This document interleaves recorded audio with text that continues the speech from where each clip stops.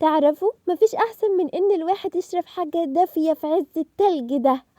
وقاعدة فاضية في اجازة مش ورايا اي حاجة اعملها. الله، هو مين اللي هيبعتلي دلوقتي؟ ده انا نسيت، انا المفروض اعمل فيديو اسئلة السكاكر دلوقتي. انا مضطرة خلاص يا قهوتي، روحي يا قهوتي، مش هعرف اتمتع بيكي دلوقتي. تعالى يا ابني هات الكاميرا، هنبدأ الفيديو دلوقتي، مضطرين بقى عشان السكاكر مستنينا.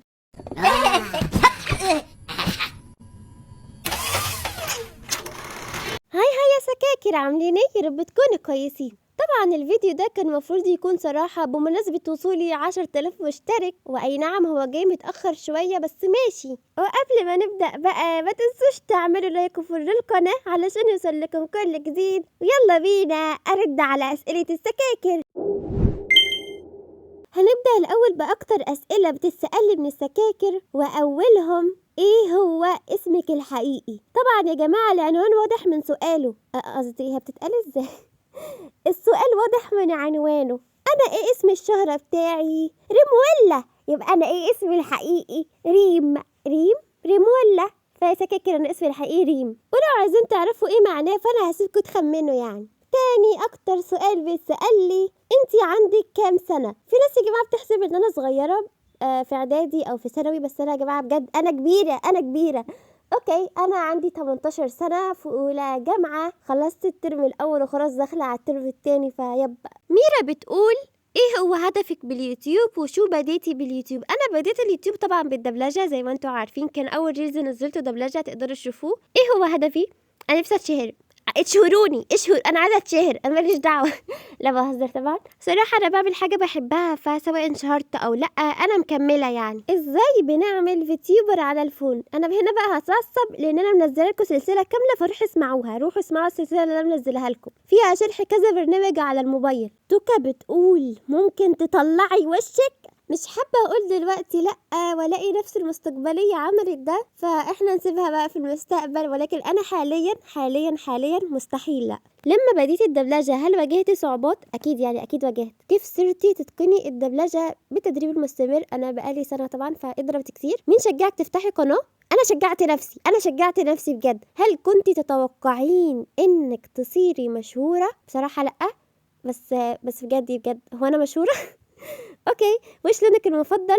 هو اكيد هقول البنك يعني، بس بنك ما يكونش فاقع زي اللي انا كنت حاطاه في شخصيتي اللي سببت لي عقده. وبصراحه بحب كمان البني لان انا شعري وعيني بني، فاكيد هحب البني يعني. بتحبين اكتر القطط او الارانب او العصافير؟ بصراحه العصافير. ليش انت كيوت؟ لان انت عسل ومسكره وكيوت.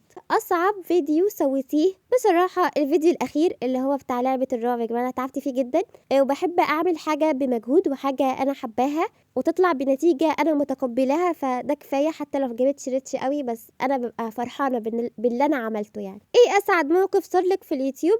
بصراحة كومنتاتكو، يعني كومنتاتكو دي لوحدها كده بتفرحني كده، بتجيب لي السعادة كده. شخصيتك اشتريتيها ولا دي من تصميمك؟ صراحة أنا شارياها يعني، بس ممكن تتغير في المستقبل او قريب.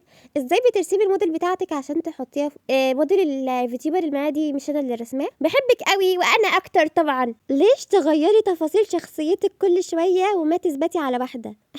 قفشتوني بصراحه، لان انا مش راضيه عن شخصيتي، حاساها طفوليه بالزياده وحاسه الوانها فاقعه بالزياده، فعشان كده بغير فيها كتير، وباذن الله اغيرها عشان ابقى راضيه عنها. ايوه بقى يا سكاكر، هي دي الاسئله اللي تتقال. لماذا تطير الغيوم والطيور؟ سؤال صعب يراودني. معلش كده وسعوا لي الطريق عشان هجاوب بجد. اظبطوا لي بسرعه العداد، بسرعه هجاوب. لماذا تطير الغيوم والطيور؟ علشان الهواء كتير. لماذا السماء تعلو فوق الارض والبحور؟ اكيد يعني عشان الميه متتكبش من البحر. لماذا تضيء النجوم في السماء؟ علشان هي بتخاف من الضلمه. لماذا تكبر الغيوم في الشتاء؟ علشان تدفى في السقعه. لماذا البيض بيضاوي؟ لان البرتقال لونه برتقاني. لماذا يعيش السمك في الماء؟ علشان يشرب ميه يعني. لماذا الاثنين قبل الثلاثاء؟ لان الثلاثاء قبل الاربع. لماذا نحن هنا؟ سؤال يراودني. لماذا يعيش السمك في الماء؟ ولماذا الاثنين قبل الثلاثاء؟ لماذا نحن هنا؟ سؤال صعب سؤال يراودني. سؤال غريب آسف، ليه انت طالبة جامعية وصوتك كأنه طفلة صغيرة؟ حتى ان صوتك مناسب للفيتيوبر بتاعتك، هل في شيء بصوتك او قصة حصلت او سبب معين خلى صوتك كأنه طفلة؟ بص يا سكاكر، انا هفهمكم حاجة، ده صوتي اللي ربنا خلقني بيه، تمام. انا بقى طول ما انا هاديه وبتكلم بهدوء وواخده بالي من نفسي وانا بتكلم، صوتي بيبقى طبيعي مش صغير قوي، يعني مبقاش صغير، بيبقى عادي، انا ببقى شايفاه عادي، محدش يقول انه صغير. لما بقى بيكون فيديو بفضل اتكلم كتير ومش واخده بالي من صوتي وانا بتكلم، فهو بيظهر غصب عني. لو تلاحظوا في اغلب فيديوهاتي في البدايه بيبقى صوتي عادي مش صغير للدرجه دي، صح؟ اعترفوا. حرام ده يا ناس، والله حرام ده، استغفر الله العظيم. ليش سونج هو المدبلج المفضل عندك؟ لحظة بس، هو مين اللي بيسأل؟ الأخ سونج المشهور ذات نفسه. واه. نرحب الأول بالأخ سونج يا سكاكر، وبعدها نرجع للسؤال. بصراحة لأنك بتضحكني جدا. من متى تدبلجي؟ من سنة. أكتر شخصية أنمي بتحبيها؟ أكيد جوجو ساتورو. أفكارك لتطوير حسابك في المستقبل؟ حاسة التطوير الوحيد اللي ممكن أعمله إن يكون معي شخصية فيتيوبر خاصة بيا لوحدي. نشكر الأخ سونج على الكومنت بتاعه. فديتك.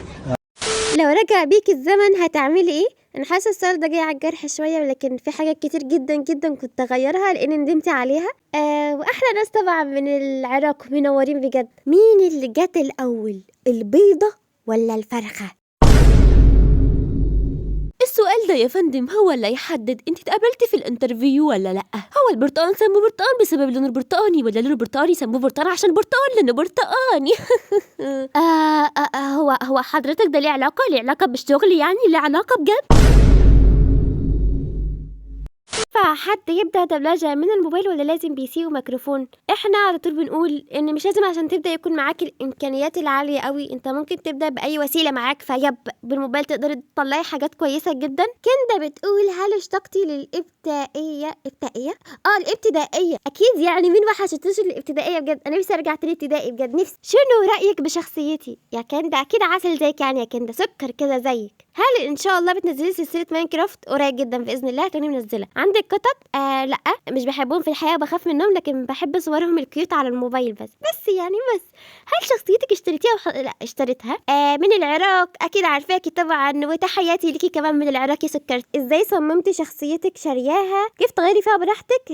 هي محتاجة شرح فعلا. هل تحسي ان قناتك حلوة وناجحة؟ هي حلوة وناجحة في حالتين بس، ملهمش تالت. اولهم ان انا راضية وبنزل حاجة بحبها المحتوية وبدي فيها مجهود، تانيهم ان عندي سكاكر بيحبوني، فيبقى انا شايفه انها حلوه وناجحه. كيف نجحتي على منصه اليوتيوب؟ السبب الوحيد دعاء الام، يعني بجد اقسم بالله هو دعاء الام. كيف انت بالواقع؟ انا بصراحه ما توقعتش حد يسال السؤال ده، ولكن بما انك سالتي فهديلكم اختصار بسيط. شخصيتي المرحه اللي بتضحك اللي بتهزر، انتم الوحيدين يا سكاكر اللي بتشوفوها، لان في الحقيقه عكس كده تماما. انا شخص انطوائي، ما عنديش حد اطلع له الطاقه المكبوته اللي جوايا. اكيد انا جوايا طاقه مكبوته محتاجه اضحك واهزر، فحذر لقيت فين صحابي اللي اطلع لهم الطاقه اللي جوايا؟ هم انتم يا سكاكر، يعني انتم الوحيدين اللي بتشوفوا الجانب ده مني، انتم عيلتي وصحابي. اوه ماي جاد، واو.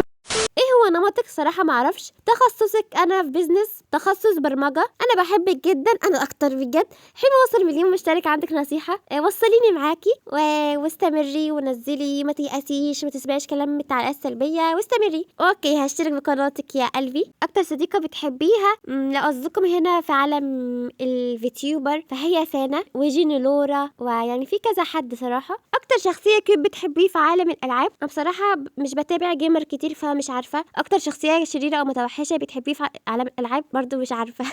اكتر رسمة حبيتيها في رسماتك؟ العينين اللي كنت رسمهم في ريلز قبل كده. بتحبينا يا ريمولا؟ اكيد بحبكم ونورتنا، احسن رسم الليبيا بجد. سؤالي ممكن يكون غريب شوية، بس لو جه في يوم وصلتي ل1,000,000 ان شاء الله ممكن تبي تبيني وشك، ما نسبقش الاحداث ونشوفه في المستقبل ده يحصل ولا لا. السؤال التاني بيقول هل انت بتفكري تخلي فيتيوبر تاني صار معاكي؟ اكيد بس قريبة، بس عشان شوية بس حاجات اظبطها. ممكن تنزلي فيديوهات اكتر باذن الله. هل ممكن انك في المستقبل تعملي حاجات وافكار اكتر من كده؟ ممكن اكيد طبعا، انا دماغي افكارها مش بتخلص، يعني ما شاء الله، يعني محدش يحسدني يا جماعه. مودة صاحبتي بتقول ايه الانمي المفضل؟ جيجيتسو كايزن او ديمون سلاير. كرتون مفضل اكيد ميراكلوس. يعني ايه هو حيوانك المفضل؟ ما عنديش، بس ممكن الغزالة عشان اسمي ريم. ليه ما كملتش لعبة جنشن؟ عشان كنت محتاجة مساحة، المساحة كانت خلصت. منين جبت شخصيتك او من موقع ايه؟ تقريبا كان موقع بوس. ما عندكش فيتيوبر صحاب؟ او بصراحة عندي فيتيوبرز كتير صحاب وفي سيرفر معاهم، لكن مش قادرة ان انا اصور معاهم عشان محتاجة اجهز حاجات في البي سي. لقيتي ناس مستفزة او متنمرة على اليوتيوب؟ اكيد. اشمعنى اخترت شخصية الفيتيوبر دي؟ هي كانت عجباني بس كانت. ايه رأيك تكلمينا عن مشاكلك في الحياة؟ الحياة هي مشاكلي اصلا. عليكم يا سكاكر، مش فاهمة بتكتبوا كل الاسئلة دي ليه؟ بس انا هجاوب بس على اللي انا ما جاوبتش عليهم، اوكي؟ هل تتعلمي اللغة اليابانية او انك تعرفي بس؟ لا صراحة ما اتعلمتش منها ولا اعرف فيها اصلا. تلعبي مع سنة حبيبتي طبعا، ده بموت فيها قلبي دي، باذن الله هصور معاها قريب. اكتر انمي بتحبيه؟ جوجوتسو كايزن. لو دبلجت اغنية كانت باللغة اليابانية بس انت عملتي منها نسختك الخاصة باللغة العربية، هل تعتبر دي دبلجة؟ هي نوعا ما، بس لو كانت تقريبا اغنية من انمي او مسلسل تعتبر دبلجة. كام لغة متعلمة وهي لغات؟ بصراحة يعني انا ما بحبش اتعلم لغات كتير، ولكن هم انجليش وفرنش، وباذن الله السنة الجاية هتعلم الماني بسبب الكلية بتاعتي. وانا بحبك اكتر يا سكرتي، تسلميلي. وشفت الرسمة بتاعتك اكيد يعني. انت تسوي فيديوهات على الهاتف او الكمبيوتر؟ اي حاجة عملتها، كل قناتي كلها بالموبايل، ما عملتش ولا حاجة بالكمبيوتر. ليه؟ عشان ما بعرفش استخدم الكمبيوتر اصلا، ما بعرفش. هل انت لا تحبين ان احد يقلدك؟ لو بيقلدني في حاجة صح، في حاجة ايجابية، هبقى فرحانة جدا فهحب ده. لكن لو بيقلدني تقليد اعمى كل حاجة بعملها حتى لو حاجة غلط، اكيد لا، اكيد ده مش بحبه خالص، ده لان ده غلط. هل بعمرك كنتي من الاوائل على المدرسة؟ ايوه، عايزه اقول لكم لحد سنة 6 ابتدائي كنت على طول بطلع الاولى، وببقى جايبة 300 الدرجة كانت 300، لسه فاكرة كنت جايبة 300. في الاعدادي كنت بطلع من الاوائل، في سنة اولى طلعت الاولى بس تانية وتالتة كنت من الاوائل بس ما طلعتش الاولى. اكتر صف او سنة حبيتيها؟ بصراحة الابتدائي، يعني الابتدائي. شو اكتر مادة بتحبيها؟ مادة الرسم. الرسم يعني هقول ايه؟ شو هوايتك المفضلة؟ عندي هوايات كتير قوي، ممكن الرسم، الدبلجة، اللعب انا بعتبر هواية صراحة. هل انت اجتماعية ولا متوسطة ولا انطوائية؟ هنا اجتماعية جدا، في الحقيقة انطوائية جدا، وانا كمان بحبك يا قلبي. لو رجع بيك الزمن هل ما بتفتحي قناة على اليوتيوب؟ لا، هفتح وهبقى مدبلجة وفيتيوبر برضو. هل قررتي تعتزلي بيوم من الايام؟ في الماضي ولا في المستقبل؟ في الماضي انا كنت عايزة اعتزل بس لا، بصراحة لا. هل قررتي تعتزلي بيوم من الايام؟ لا. هل فكرتي تكملي محتوى فري فاير؟ اكيد. لو ما كنتي مصرية اي دولة بتكوني؟ بصراحة تركيا او فرنسا. اوكي، وانا كمان بحبك يا سكرة. اولا مبروك على 10,000 مشترك، واتمنى تستمري في محتواكي، تسلمي لي جدا يا سكرة. تاني حاجة، انتي بتصوري باي جهاز؟ فيفو V25. واخيرا ممكن تعلمينا ازاي نعمل دبلجة؟ اوكي، هنزل لكم باذن الله فيديو شرح قريب، هجاوب على الاسئلة الجديدة. لا اذا كان فيكي تسافري لاي مكان بالعالم وانت روحي؟ بصراحة فرنسا وتركيا. شو الانمي بتاعك المفضل؟ جاوبت عليه قبل كده. ممكن تعملي قناة على اليوتيوب مخصصة لفري فاير؟ ممكن جدا صراحة، ممكن جدا بجد. بحبك قوي، وانا كمان بحبك جدا يا سكرة، وتسلمي لي يا رب. وبس كده وصلنا لنهاية الفيديو. عارفة ان في ناس ما عرفتش ارد عليها، ولكن كانت اسئلة مكررة، فاتمنى ما تزعلوش. وبس بما اننا وصلنا لنهاية الفيديو، ما تنسوش تعملوا لايك وفولو للقناة علشان يوصلكم كل جديد. وباي باي يا سكاكر.